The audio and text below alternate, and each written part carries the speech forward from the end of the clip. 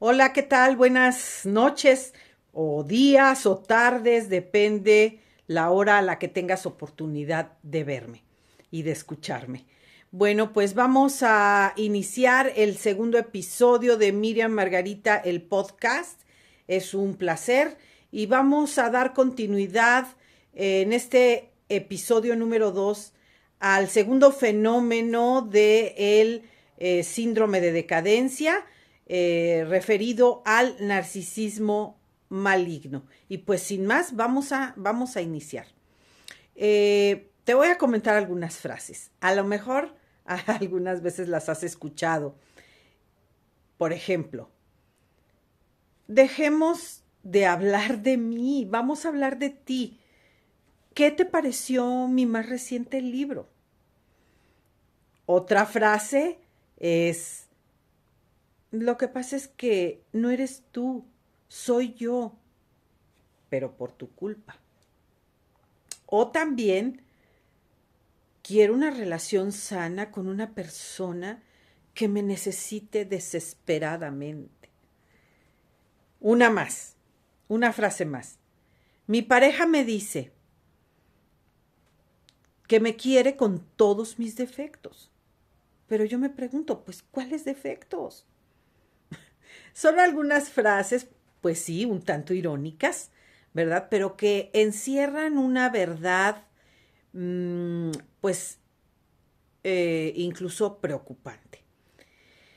Existen numerosas publicaciones impresas y digitales elaboradas desde personas doctas en el tema o también víctimas que narran sus experiencias sobre el abuso narcisista y cómo superarlo, o aficionados que comparten sus aportaciones, en ocasiones algunas de ellas superficiales y con poco rigor académico o clínico, pero que finalmente dejan una valiosa aportación.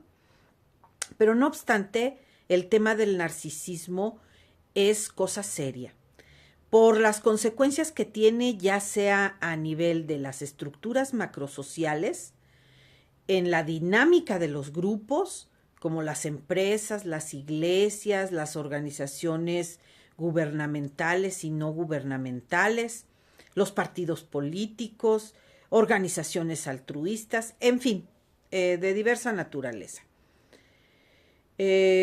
También por las devastadoras consecuencias que deja en las relaciones interpersonales, con los amigos, con los familiares, entre padres e hijos, entre hermanos, con la pareja.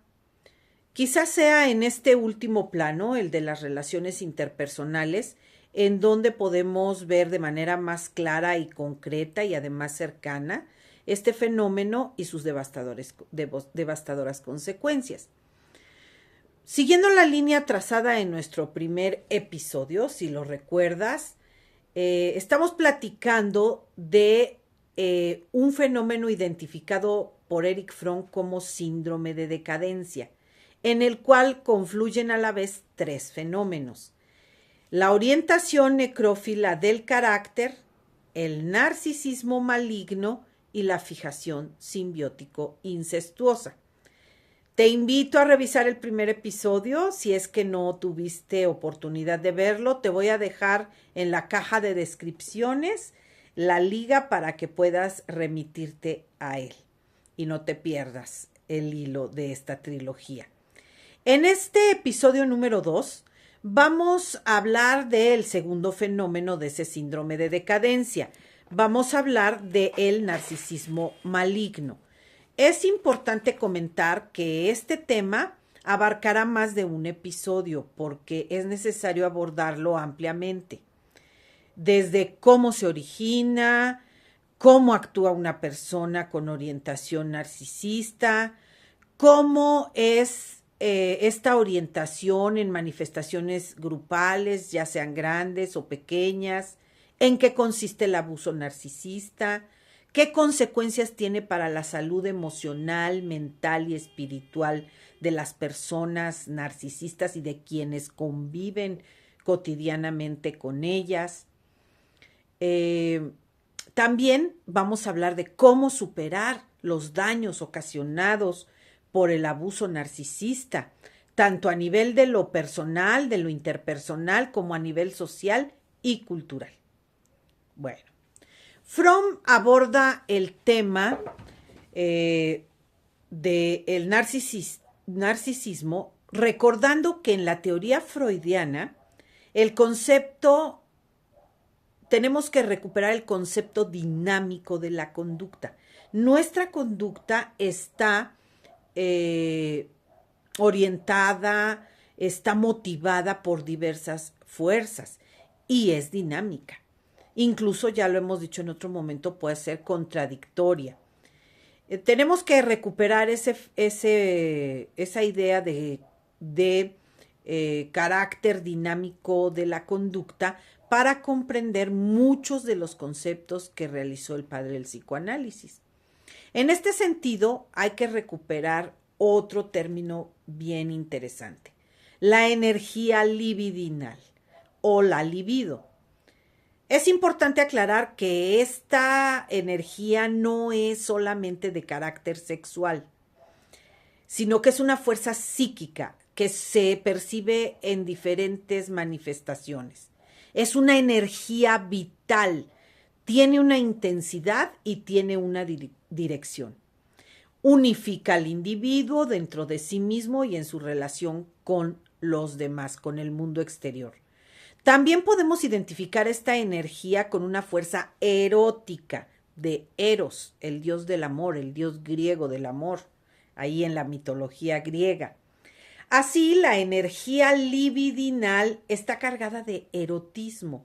En términos amplios, es una fuerza amorosa. Es muy importante no reducir el término erótico a lo sexual. Bien. ¿Y qué tiene que ver todo esto con el narcisismo? Bueno, pues respecto al narcisismo debemos decir que existe un narcisismo primario propio del niño y que le permite la supervivencia, y un narcisismo patológico de individuos que Fromm los llama dementes, pero que ahora se les dice o se tiende a decir individuos psicópatas. Para el recién nacido o para el niño pequeño no existe el mundo exterior. Su libido o energía libidinal está direccionada hacia sí mismo. El niño, mientras más pequeño es, resulta más autoerótico y egocéntrico. El niño pequeño no distingue entre el yo y el no yo. Y no está interesado por el mundo exterior, no está interesado de estar en el mundo exterior. La única realidad que existe para el niño pequeño es él mismo, su cuerpo, sus sensaciones de frío, calor, sueño, contacto corporal. El infante dirige su energía amorosa hacia sí mismo. Fromm comenta que la persona demente no difiere mucho del niño pequeño, pero mientras para el niño el mundo exterior todavía no aparece como real, para la persona demente dejó de ser real. En las personas dementes aparecen de manera frecuente ilusiones paranoides. Ya ves que en nuestro lenguaje cotidiano tenemos muchos conceptos psicoanalíticos. Decimos, ay, ya tienes paranoia, estás paranoico. Bueno, pues en las personas dementes tienden a aparecer de manera muy frecuente estas ilusiones paranoides. Estas ilusiones, como el miedo o el recelo, que son cuestiones subjetivas, se objetivan de tal suerte que la persona está convencida de que en verdad están conspirando contra ella. En este caso, se convierte el miedo en un hecho. Fromm comenta que el narcisismo que se ubica entre la frontera de la cordura y la locura puede verse en algunos individuos que alcanzaron un poder muy grande, un grado extraordinario de poder. Por ejemplo, los faraones egipcios, los césares romanos, Hitler, Stalin, entre otros. ¿Tú conoces algunos? Pues empieza a hacer una lista. Estos individuos consideraban que su poder no tenía límites. Decidían sobre la vida y la muerte. Deseaban lo imposible. Casi todo el mundo se convirtió en su enemigo. Y para hacer frente al miedo resultante, aumentaron su poder, su crueldad y su narcisismo. ¿Te suena vigente? Como dijimos, el narcisismo primario es necesario para la supervivencia del niño y podemos advertir que también para la supervivencia de nuestra propia especie. No obstante, de lo contrario, si esta energía libidinal deberá paulatinamente transferirse hacia el exterior. Si no sucede así, la persona puede quedar atrapada en un estado de enamoramiento de sí misma. Diría yo un falso enamoramiento. Así como Narciso, el de la leyenda griega, de la cual toma nombre este fenómeno y que en ese caso ese enamoramiento de Narciso se le convirtió en una maldición que acabó por destruirle. De acuerdo con Fromm, es importante distinguir dos formas de narcisismo. Un narcisismo en forma benigna y otro maligno. En la forma benigna, el objeto del narcisismo es el resultado de un esfuerzo personal o de una creación. Por ejemplo, una persona puede sentir orgullo narcisista por su trabajo. Un artesano, un científico, un agricultor. La dinámica de este narcisismo es autofrenadora y lo mantiene en un estado de límites socialmente aceptados.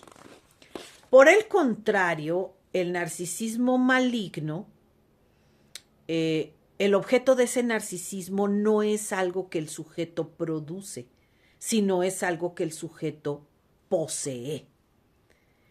Por ejemplo, su cuerpo, su salud, su apariencia, su riqueza. El carácter maligno de este narcisismo radica en una frase muy interesante.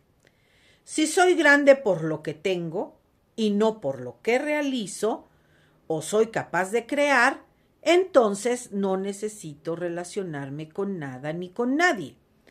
Solo debo conservar la imagen de mi grandeza para estar protegido ante cualquier situación que la pueda amenazar. Este narcisismo no es limitador y en consecuencia puede generar consecuencias tan terribles como la discriminación, la xenofobia y el racismo. Es importante reconocer que paradójicamente el narcisismo es necesario para la supervivencia y al mismo tiempo puede convertirse en una amenaza para ella. Pero ¿cuándo se rebasa el grado de narcisismo que se necesita para la supervivencia y cuando éste empieza a convertirse en un problema, en una patología? Y también cómo reconocer a una persona o a un grupo narcisista. En la vida actual, en la que la adicción a las redes sociales, a las selfies y otras formas de exhibición, es muy común hacer del narcisismo un sinónimo de vanidad. Sin embargo, esto es mucho más complejo. El narcisismo tiene una escala muy grande de posibles expresiones. Desde el trastorno más severo, conocido como trastorno narcisista de la personalidad, u otras manifestaciones como los individuos narcisistas integrados, que no cumplen con todas las características del trastorno narcisístico de la personalidad, pero sí son devastadores y son peligrosos. Existen algunas características fundamentales en el narcisista. Una de ellas es que carece de empatía. El narcisista no escucha a los demás, no los reconoce, no existe para él la alteridad, el alter, o sea, el otro. La dirección de su energía libidinal o amorosa está orientada solo hacia sí mismo. Aunque existen diferentes manifestaciones del narcisismo, es muy común a todas ellas la falta de interés por el mundo exterior. En realidad, la evidencia clínica señala que el narcisista, al estar desconectado del mundo exterior, está solo y se siente en realidad temeroso. Esa sensación de soledad generan la autoinflación narcisista. Dice Fromm, si él es el mundo, no hay mundo exterior que pueda asustarlo. Si él es todo, pues entonces no está solo. Algunos especialistas, otros especialistas, porque este tema ya ha estado bastante estudiado, señalan que el exagerado sentimiento de autosuficiencia y la falta de empatía son dos de los principales rasgos que subyacen a lo más profundo del narcisismo. Es muy común que la orientación narcisista se oculte en algunas ocasiones como modestia o como humildad, y que el individuo con orientación narcisista haga de su humildad objeto de su admiración. El individuo narcisista no toma necesariamente toda su persona como objeto de su narcisismo.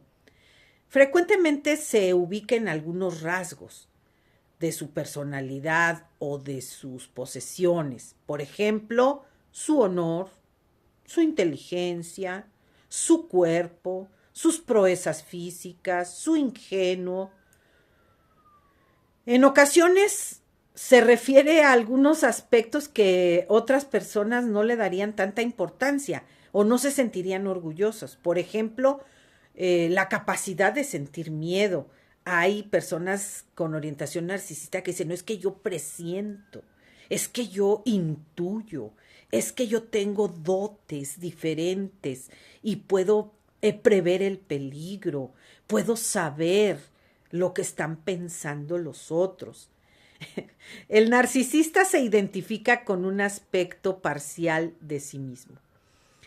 Si preguntamos quién es él o ella, la respuesta sería su fama, su riqueza, su belleza, su cerebro, su pene, su conciencia y así sucesivamente.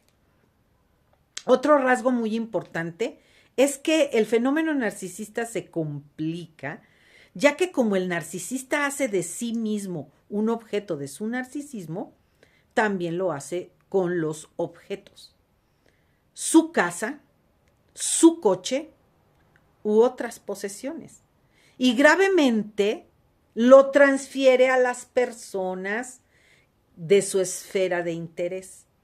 Las personas se convierten para él en objetos de su adhesión narcisista. Mis empleados, mis trabajadores, mi equipo, mi partido, mi religión y también así sucesivamente. A los que obviamente considera superiores por el simple hecho de ser un reflejo de su imagen narcisista.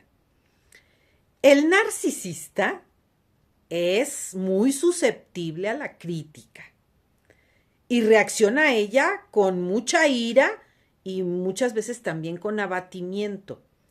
Tiende a sentirla como un ataque hostil. además injustificado. Cuando se siente amenazado, reacciona furioso. Esa furia lo lleva a querer destruir al otro o también puede destruirse a sí mismo. Fromm también nos advierte que otra salida del narcisismo herido y que sustituye a la cólera explosiva es la depresión. El narcisista teme al estado depresivo. Por eso trata de evitar la herida narcisista, porque ésta le puede llevar a un estado de depresión. Entonces, para Fromm, algunos de los casos de depresión pueden deberse, o de melancolía severa, pueden deberse o ser el resultado de la pérdida de la imagen inflada, maravillosa de sí mismo. El narcisista vive en un círculo vicioso. Para evitar la herida narcisista, se incrementa el grado de narcisismo. Así, imaginariamente, el narcisista se blinda. Nada me puede lastimar, a mí nada me hiere, yo soy muy fuerte, tengo mucho equilibrio emocional, tengo mucha inteligencia emocional, sé superar muy fácil los fracasos. Y entonces, imaginariamente, el narcisista va aumentando su narcisismo hasta que llega un momento que pierde la cordura. Dice Fromm que otra salida más satisfactoria para el narcisista, pero muy peligrosa para los demás, para los que lo rodean o que están con él, es cuando el individuo narcisista transforma la realidad, desde luego la transforma imaginariamente, que claro, si tiene poder puede hacer cosas para que esa realidad se ajuste a sus deseos y entonces se satisfaga su autoimagen narcisista. En este caso lo hace a través de buscar consentimiento o también sometimiento de los otros, de una persona o de millones de personas. El caso más famoso de este último fenómeno, pues, es el villano más grande de la historia, Hitler. También todos los líderes del fascismo, los de antes y los de ahora, ¿verdad? La literatura, el teatro, el cine, la historia en general está llena de casos de perversos narcisistas que en su rol de padres, parejas, líderes o amigos han convertido su realidad en escenario de acciones psicópatas. Otra paradoja es que el narcisista se aleja del mundo exterior. No obstante, vive de lo que el exterior le proporciona.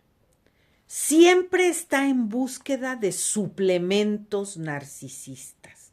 El narcisista necesita alimentarse. Por eso son adictos a una moneda energética y emocional que extraen de sus víctimas. Esa energía puede ser positiva o negativa y usan un patrón de idealización y de evaluación intermitente. El suplemento narcisista positivo, o cuando el narcisista está buscando ese suplemento positivo, está buscando atención, devoción, adulación, sexo, dinero, admiración hacia sí mismo. Y cuando busca el suplemento negativo, lo hace en forma de odio, de celos, de desplantes, de miedo, de dolor, de infringir miedo y dolor. Entonces, de esa forma, el narcisista obtiene sus alimentos emocionales. Tanto cuando lo admiran, es el centro de la admiración, o cuando él desprecia y lastima a los otros. Finalmente, para cerrar este episodio, diremos que algunos narcisistas se encuentran ensimismados y se muestran como inadaptados sociales. Pero hay otros que son verdaderamente peligrosos. Conviven con nosotros a diario. Causan daño. No solo ocasionan estragos en la vida personal, familiar, profesional, a nivel de lo económico, porque son explotadores, o a nivel de lo emocional, también explotan emocionalmente y se vuelven un verdadero riesgo para la estabilidad y la autoestima.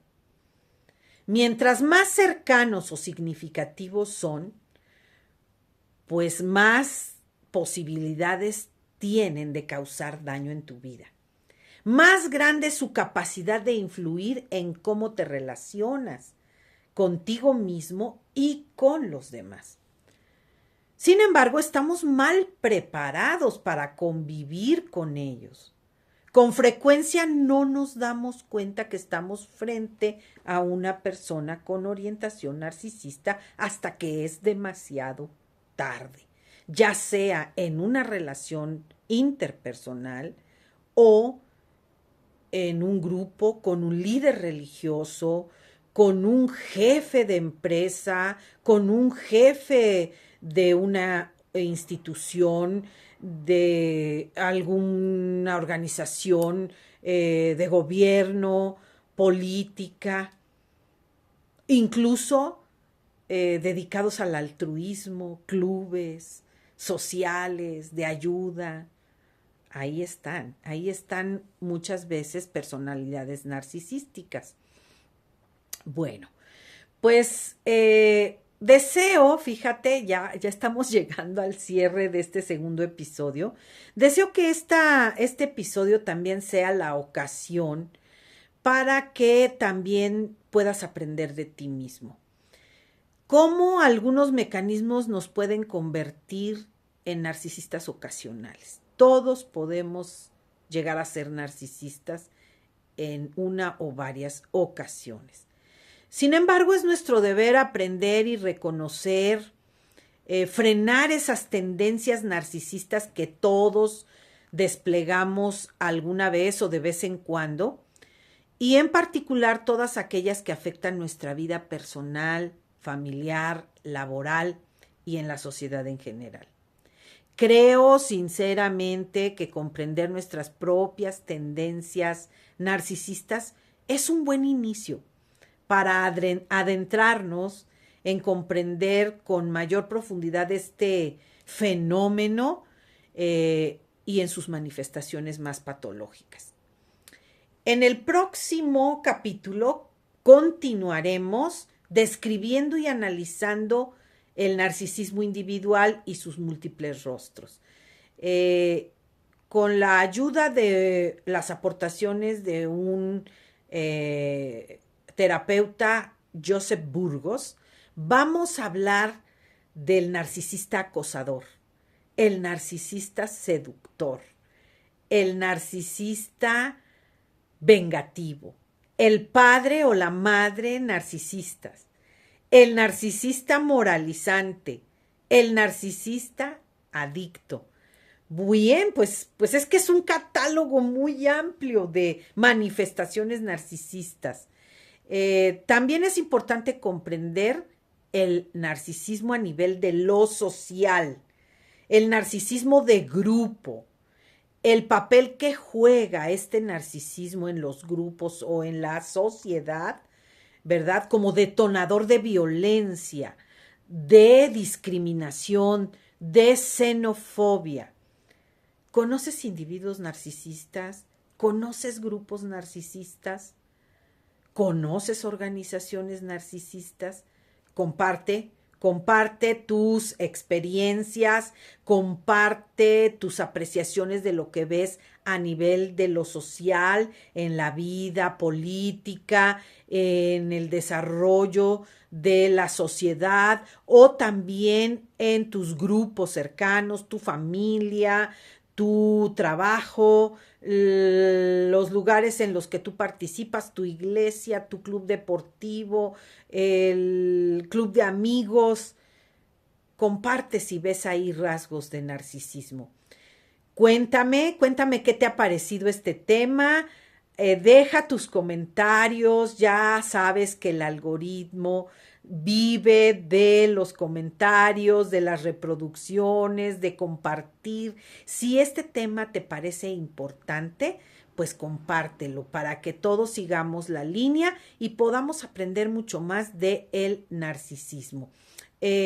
También si tienes dudas al respecto, déjamelas en los comentarios y yo trataré de responderte. También regálame un me gusta, regálame un like, comparte este material a otras personas, suscríbete y nos vemos en el próximo episodio. El próximo episodio continúa el narcisismo y sus diferentes rostros, pero también el narcisismo social y de grupo, que son otra cara del narcisismo maligno. Muchas gracias, que tengas excelentes días. Te mando un gran abrazo. Hasta pronto.